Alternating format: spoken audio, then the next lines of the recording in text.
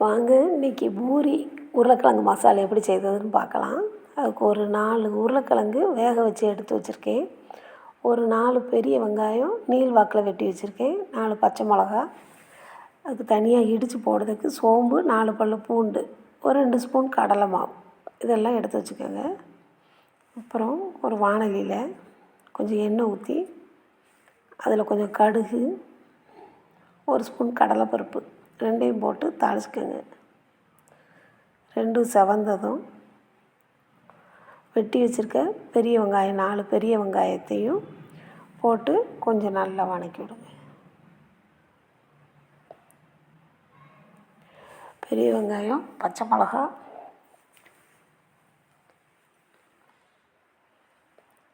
நாலு பெரிய வெங்காயம், ஒரு 4-5 பச்சை மிளகா வெட்டி வச்சுருக்கோம். அதை இந்த எண்ணெயில் கடுகு பொரிஞ்ச உடனே போட்டு கொஞ்சம் வதக்கி விடுங்க.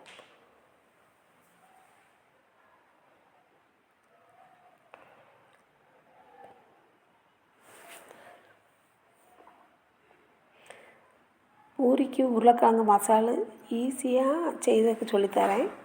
நல்ல 4 கிழங்கு மட்டும் வேக வச்சு எடுத்து வச்சுட்டு 4 வெங்காயம் இருந்தால் போதும். ஈஸியாக டக்குன்னு செய்யலாம். இதை வெங்காயம் பச்சை மிளகா நல்லா வதங்கி வந்ததும் அதில் கொஞ்சம் கருவேப்பிலை போடுங்க. 2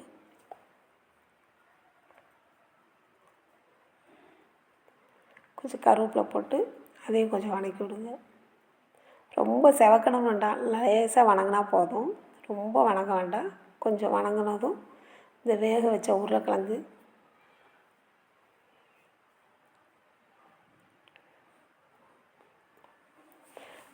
வேக வச்ச நல்லா வதங்கி வந்ததும் அந்த ஒரு 4-5 பூண்டு, கொஞ்சம் ஒரு 1/2 ஸ்பூன் சோம்பு, அதை நச்சு நல்லா அந்த உரலில் போட்டு லைட்டாக இடித்து அதில் போடுங்க. அந்த தாளிச்சத்துலேயே போட்டுட்டு வெங்காயத்தில் போட்டுட்டு இந்த 4 உருளைக்கிழங்கையும் கொஞ்சம் உதிர்த்து மசிச்சு விடுங்க.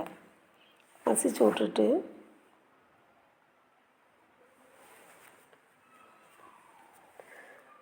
இந்த 4 உருளைக்கிழங்கையும் மசிச்சு விட்டுட்டு இந்த 2 ஸ்பூன் கடலை மாவையும் கொஞ்சம் தண்ணி விட்டு கட்டி இல்லாமல் கரைச்சி வச்சு அதில் ஊற்றுங்க.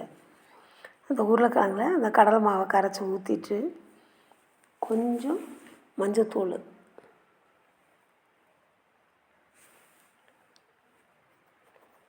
கொஞ்சம் உப்பு, தேவையான உப்பு,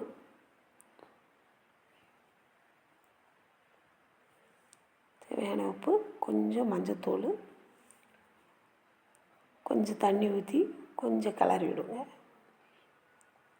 உருளைக்கிழங்கை உதிர்த்து விட்டோடனே கடலை மாவு கரைசல், கொஞ்சம் மஞ்சத்தூள், கொஞ்சம் உப்பு போட்டு ஒரு 2 கொதிக்கணும். நல்லா கொதிக்க விட்டதும் கொஞ்சம் கிளறி விட்டு ஒரு மூடி வைங்க.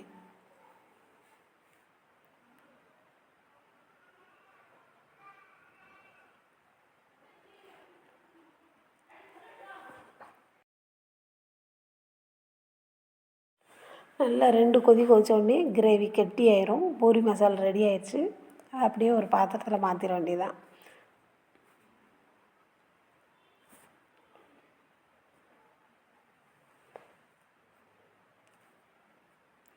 அப்புறம் பூரி கொஞ்சம் பூரியை சூடாக சுட்டு பூரிக்கிழங்கும் பூரி மசாலும் பூரியும் சாப்பிட சுவையாக சூப்பராக இருக்கும்.